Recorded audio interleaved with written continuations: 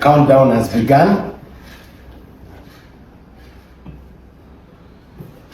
From July 2022, I have been here. One of the things I'm most proud of is that as I leave, we are sitting with the roof of Kampala. We are able to see NBS on the other side, on Naguru Hill. We are able to see Tinda. We are able to see all the projects of the police.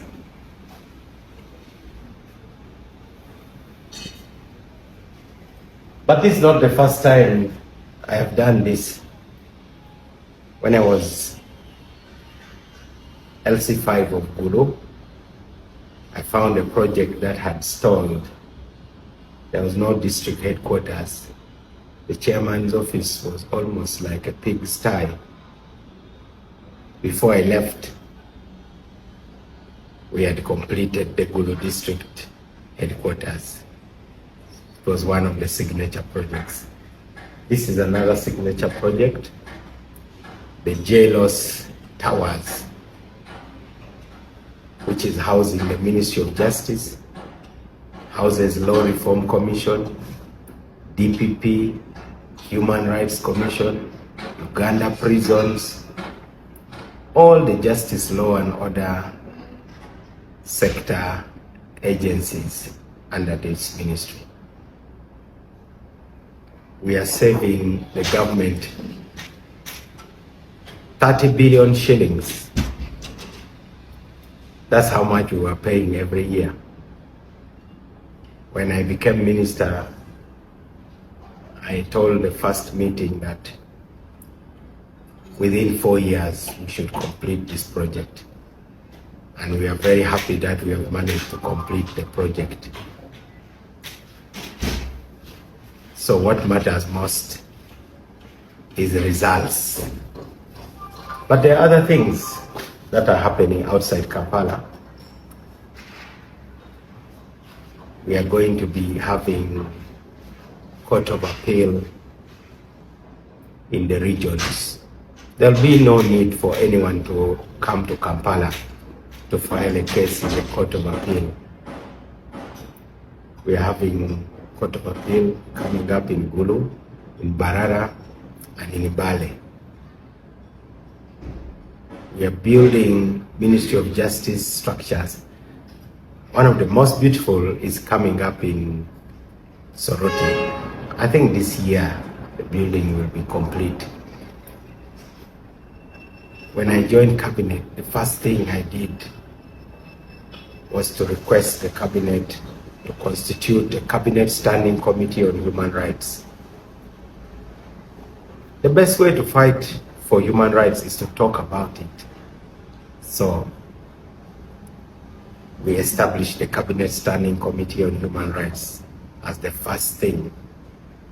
Then we started work on the alternative dispute resolution policy, which cabinet passed. That's the project I'm most proud of. The leadership of the former Chief Justice and the entire judiciary was vital in getting that done. Now, citizens are convinced that instead of going to quarrel in front of a judge, you can choose someone you both trust to mediate your dispute. That's what we call alternative dispute resolution, ADR. It's now mainstreamed, and I'm one of those who is a court-accredited mediator. Now, this year, our main focus is juvenile justice. Uganda has a young population, and many children are in conflict with the law. So that is our focus, to have juvenile justice mainstreamed. The last decision I made was to constitute the National Alternative Dispute Resolution Advisory Committee, which has 7 eminent people. so that the next minister can continue some of the work that we had already started. Of course, we adopt the whole of government approach. So everything we do, the whole government is behind it. We increased the number of High Court judges to 151. Increased the number of Court of Appeal justices to 56 with the support of Parliament. Those are some of the things that I'm most proud of. I'm glad that for the duration that I've been here, I've been able to make a difference. Now I'm finalizing my handover report with the help of the permanent secretary, so that when the new minister arrives, he or she will know where to start. It has been really great serving my motherland, Uganda, uniting voices. We must think Uganda. We don't need to think about parties. It's okay to belong to a party, but if out of 10 things you disagree on 4, you're better off focusing on the 6 where there's agreement. We must keep looking for the intersection wherever we are. That is at the core of the cooperation agreement. So I expect that even in the next 5 years, Uganda will have a multi-party cabinet, so that instead of fighting each other, we fight the problems.